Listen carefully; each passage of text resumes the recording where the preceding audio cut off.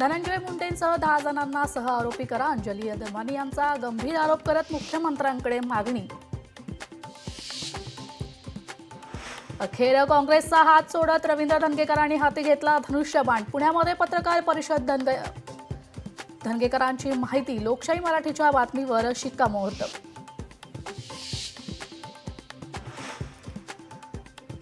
महायुती सरकारचा पहिला आणि अर्थमंत्री म्हणून अजित पवारांचा 11वा अर्थसंकल्प. शेषराव वानखेडेंनंतर सर्वाधिक वेळा अर्थसंकल्प सादर करण्याचा मान अजित दादांकडे.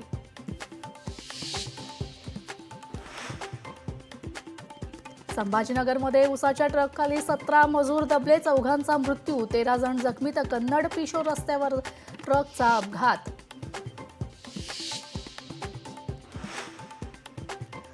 चंद्रपूरमध्ये काँग्रेस शहराध्यक्ष राजू रेड्डींच्या घरावर अज्ञातांचा गोळीबार. तर रेड्डींच्या बाल्कनीत आढळलं काडतूस. घटनेनंतर शहरात एकच खळबळ.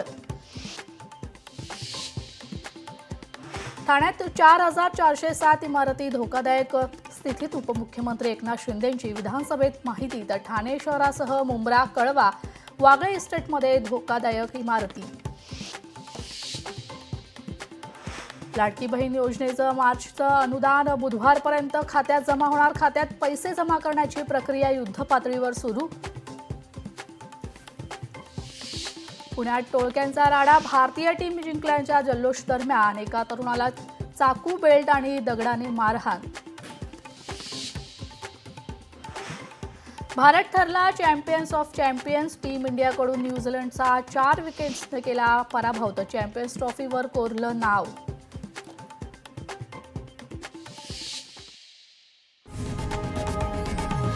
लोकशाही मराठी ऐका, पहा, जागरूक रहा.